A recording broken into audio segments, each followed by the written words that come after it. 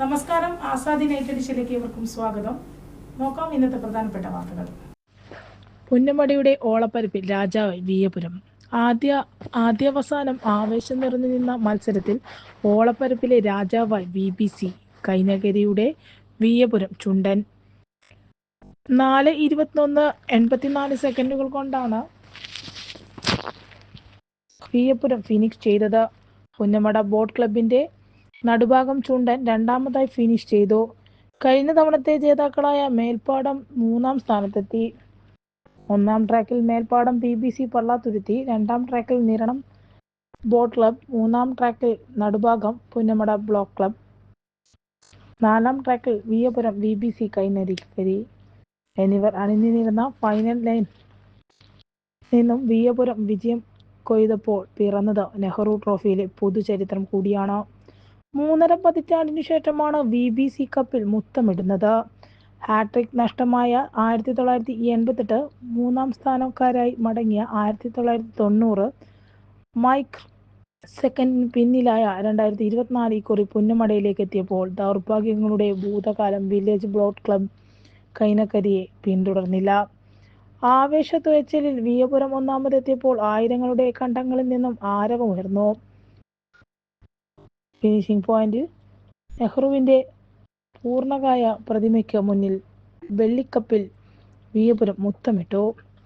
3.5 പതിറ്റാണ്ടിനു ശേഷം വള്ളംകളിയുടെ ആസ്ഥാനമായ കൈനകരിയിലേക്ക് കൈയൊപ്പിട്ട വെള്ളിക്കിരീടം വിയപുരം എത്തിച്ചു. വിയപുരം എന്ന അപ്പർ കുട്ടനാടൻ ഗ്രാമത്തിന്റെ ഒത്തൊരുമയിൽ പിറന്ന വിയപുരം ചുണ്ടൻ 2019 നീരണിക്കുന്നത്. കോഴിമുക്ക് സാബു നാരായണൻ ആചാര്യാണ് സൃഷ്ടാവ്. 2022 നെഹ്റു ട്രോഫിയിൽ പുന്നമട ബോട്ട് ക്ലബിന്റെ കരുത്തിൽ 3-ാമതായി. 2023 പള്ളുതുരുത്തി ബോട്ട് ക്ലബിലൂടെ നെഹ്റു ട്രോഫി. 2024 BBCയിലൂടെ കൈനകരിയിലെത്തേണ്ട നെഹ്റു നഷ്ടമായത് മൈക്രോ സെക്കൻഡുകൾ കൊണ്ടായിരുന്നു. പുന്നമടയിൽ പുതിയ കായൽ രാജാവിന്റെ ഉദയം കാണാനായി പതിനായിരങ്ങളാണ് തടിച്ചുകൂടിയിരുന്നത്. മന്ത്രി മുഹമ്മദ് റിയാസ് ഉദ്ഘാടനം ചെയ്തതോടെ ആരംഭിച്ച വള്ളം കളി മാമാങ്കത്തിൽ 21 ചുണ്ടനുകളടക്കം 71 കള്ളിവള്ളങ്ങളാണ് മത്സരിച്ചത്. 4:20 ഫിനിഷ് ചെയ്ത് നടുഭാഗമാണ് ആദ്യ ഫിനിഷിംഗ് ചെയ്തത്. ഫൈനലിലെത്തി. കാരിച്ചാലും തലവടിയും ഫൈനൽ കാണാതെ പുറത്തായി. കീഴറ സ്ഫോടന കേസ് മുഖ്യപ്രതി അനൂപ് മാലിക് പിടിയിൽ.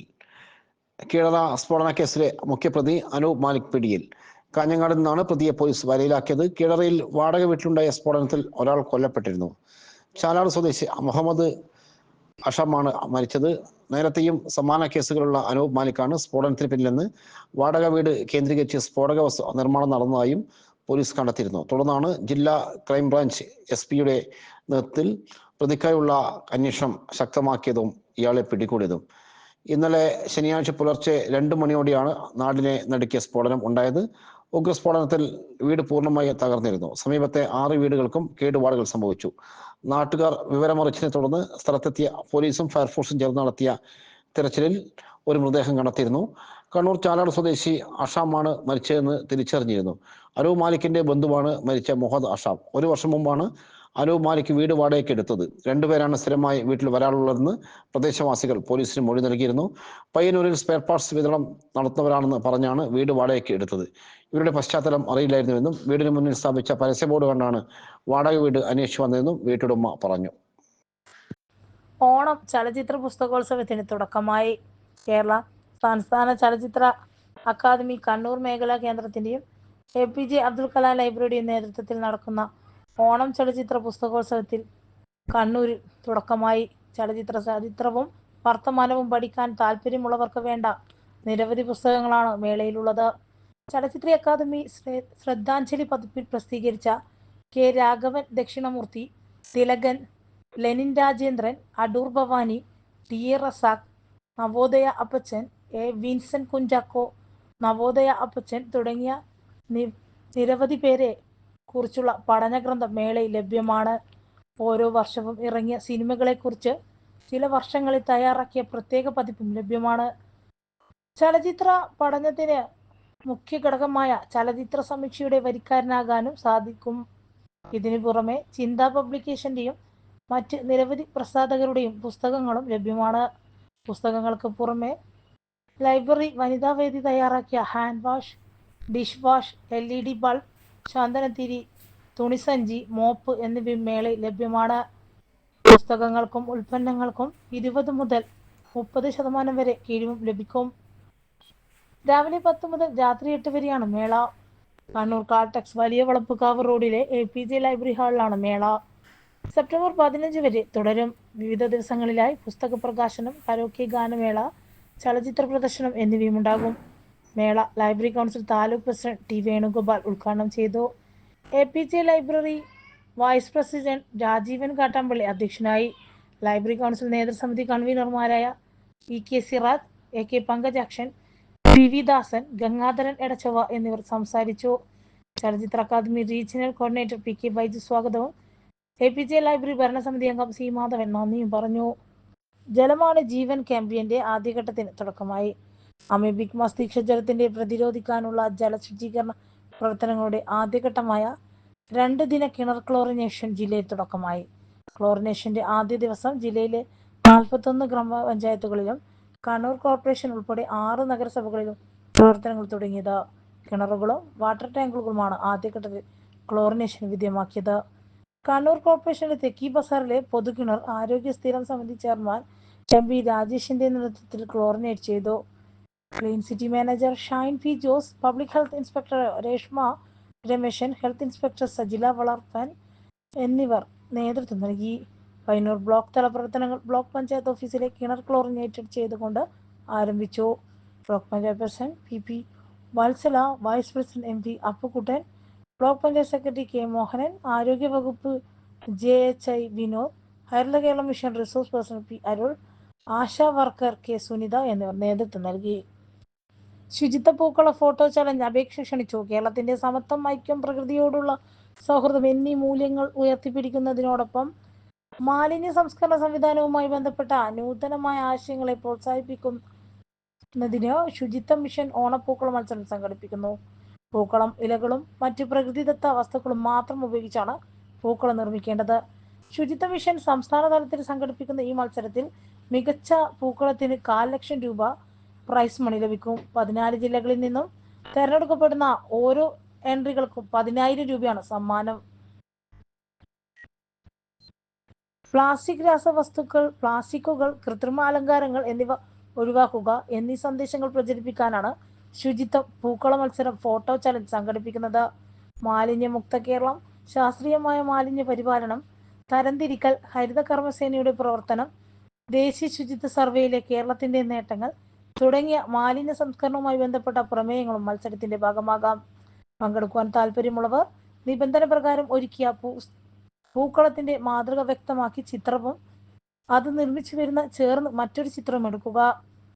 ഈ ചിത്രങ്ങൾ നിങ്ങളുടെ സോഷ്യൽ മീഡിയ ഹാൻഡിലിൽ അപ്ലോഡ് ചെയ്യുക. ഫോട്ടോയുടെ കൂടെ പരമാവധി 1 മിനിറ്റിൽ കവിയാത്ത മേക്കിംഗ് വീഡിയോ കൂടി അയക്കണം. ഒപ്പം കണ്ണൂർ ജില്ലാ ശുചിത്വ മിഷൻ പേജ് എൻട്രികൾ സെപ്റ്റംബർ 7 വിലാസത്തിലേക്ക് ഡോക്യുമെന്റ് ഫയലായി അയക്കണം. ഒരാൾക്ക് 1 എൻട്രി മാത്രമേ അനുവദിക്കൂ. മുണ്ടക്കയത്ത് കാട്ടാനാക്രമണം, വൃദ്ധ ദമ്പതികൾ രക്ഷപ്പെട്ടത് തലനാരിഴയ്ക്ക്. കോട്ടയം മുണ്ടക്കയത്ത് കാട്ടാന ആക്രമണം, വൃദ്ധ ദമ്പതികൾ തലനാരിഴയ്ക്കാണ് രക്ഷപ്പെട്ടത്. കൊരുത്തോട് പഞ്ചായത്തിലെ കൊമ്പുകുത്തിൽ പടലിക്കാട്ടിൽ ദാസനും ഭാര്യ പുഷ്പയും താമസിക്കുന്ന വീടിന് നേരെയാണ് കാട്ടാന ആക്രമണം ഉണ്ടായത്. വെള്ളിയാഴ്ച രാത്രി 11 മണിയോടെയാണ് കാട്ടാന ആക്രമണം ഉണ്ടായത്. വൈകുന്നേരം മുതൽ ആനയുടെ സാന്നിധ്യം മേഖലയിൽ ഉണ്ടെന്ന വിവരം ലഭിച്ചതോടെ റബ്ബർ ഷീറ്റ് ഡിഷ് അടിച്ചോ ശബ്ദമുണ്ടാക്കിയിരുന്നു. ഇതോടെ ആന കാടുകയറി. എന്നാൽ രാത്രി വീണ്ടും എത്തി കപ്പത്തോട്ടത്തിലെ കൃഷി നശിപ്പിച്ചു. ശബ്ദം കേട്ട് പുറത്തിറങ്ങിയ പുഷ്പയ്ക്കും നേരെ ആന പാഞ്ഞെടുത്തു. ഓട് മാറിയതിനാലാണ് പുഷ്പ രക്ഷപ്പെട്ടത്. ഇതിനു പിന്നാലെ പ്ലാക്കൽ സജിമോന്റെ വീടിന് സമീപവും ആനയെത്തി. വീട്ടുകാർ ബഹളം വെച്ചതോടെ തിരികെ പോവുകയായിരുന്നു. പരിസര പ്രദേശങ്ങളിലെ കൃഷി നശിപ്പിച്ചതായും വ്യാപക പരാതിയുണ്ട്.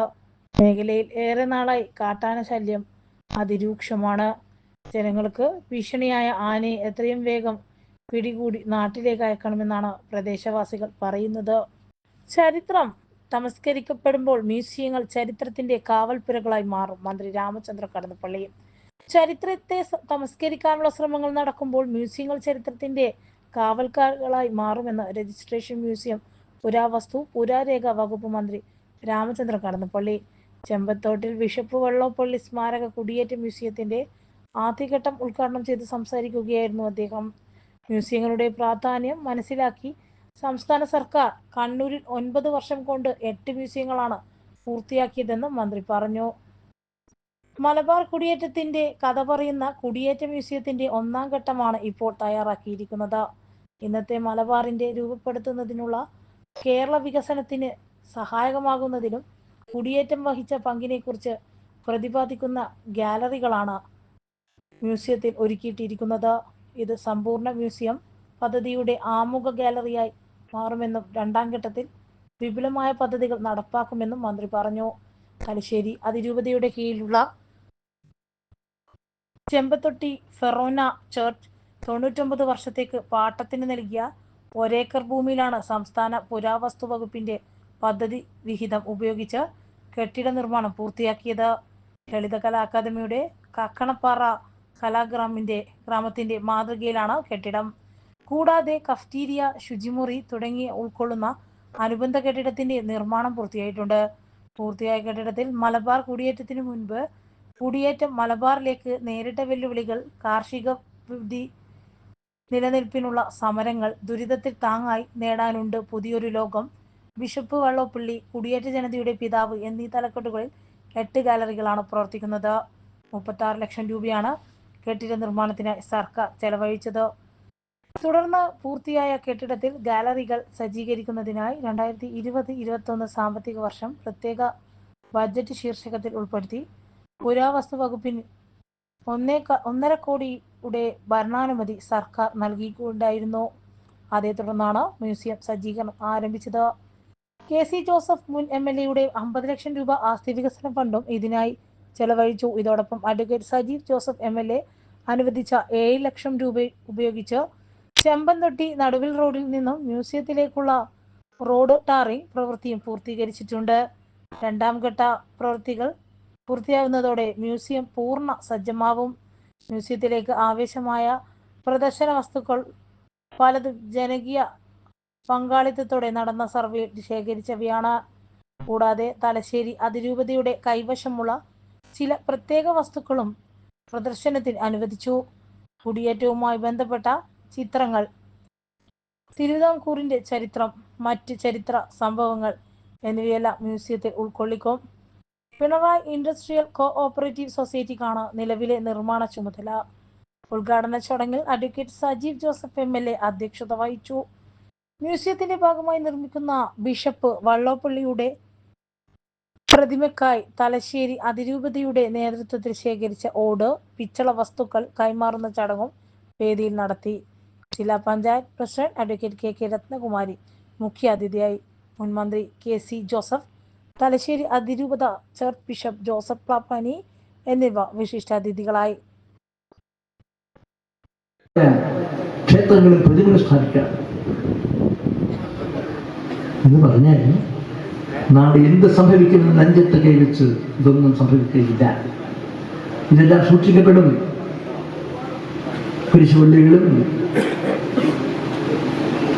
മുസ്ലിം ദേവാലയങ്ങളും ഒക്കെ തന്നെ അതുപോലെ നിലനിൽക്കും. അതല്ലെങ്കിൽ മാറ്റപ്പെടും എന്ന് ചിന്തിക്കുന്ന നിലയിലേക്ക് സാഹചര്യങ്ങൾ പോയാൽ ഇവരെന്ത് ചെയ്യും? അത് ചരിത്രമാണ്. കുടിയേറ്റത്തിന്റെ ചരിത്രമാണ്. വെള്ളാപ്പള്ളി പിതാവിന്റെ ചരിത്രം ആ ചരിത്ര ഭാഗമാണ്. അത് ആ നിലയിലുള്ള ചരിത്രം. സഹകരണ മേഖലയെ സംരക്ഷിക്കണം. രഞ്ജിത്ത് നാറാർ. കേരളത്തിലെ സമാന്തര സമ്പദ് വ്യവസ്ഥയായ സഹകരണ മേഖല കേന്ദ്ര സംസ്ഥാന സർക്കാരുകളുടെ നയവൈകല്യങ്ങൾ കാരണം പ്രതിസന്ധികളെ നേരിടുകയാണെന്നും സഹകരണ മേഖലയെ സംരക്ഷിക്കാൻ ജീവനക്കാരുടെയും സഹകാരികളുടെയും യോജിച്ച പ്രക്ഷോഭം അനിവാര്യമാണെന്നും സഹകരണ ജനാധിപത്യ വേദി ജില്ലാ ചെയർമാൻ രഞ്ജിത്ത് നാറാർ അഭിപ്രായപ്പെട്ടു. സഹകരണ വിരുദ്ധ നയങ്ങൾക്കെതിരെ കേരള കോഓപ്പറേറ്റീവ് എംപ്ലോയീസ് ഫ്രണ്ട് സംസ്ഥാന വ്യാപകമായി നടത്തുന്ന പ്രക്ഷോഭത്തിന്റെ ഭാഗമായി കണ്ണൂർ താലൂക്ക് കമ്മിറ്റി നടത്തിയ കണ്ണൂർ സഹകരണ അസിസ്റ്റന്റ് രജിസ്ട്രാർ ഓഫീസ് ധർണ ഉദ്ഘാടനം ചെയ്തു സംസാരിക്കുകയായിരുന്നു അദ്ദേഹം. സഹകരണ ജനാധിപത്യ വേദി സംസ്ഥാന കമ്മിറ്റി അംഗം അഡ്വക്കേറ്റ് ജേസൺ തോമസ് മുഖ്യ പ്രഭാഷണം നടത്തി. താലൂക്ക് പ്രസിഡന്റ് ചന്ദ്രൻ കാണിച്ചേരി അധ്യക്ഷത വഹിച്ചു. ജില്ലാ president K V Ankeesh Kumar, P K Sasikumar, M Sumesh, Sudheesh Narar, A Prameela, K Jithesh, K Mahesh, Reeja Raj, T K Ramakrishnan, P Diveesh എന്നിവർ സംസാരിച്ചു. ഇതോടെ ഇന്നത്തെ ആസാദി വാർത്തകൾ ഇവിടെ അവസാനിക്കുകയാണ്. അടുത്ത വാർത്താ ബുള്ളറ്റിൻ നാളെ രാത്രി. നാളെ വീണ്ടും കാണാം. നന്ദി, നമസ്കാരം.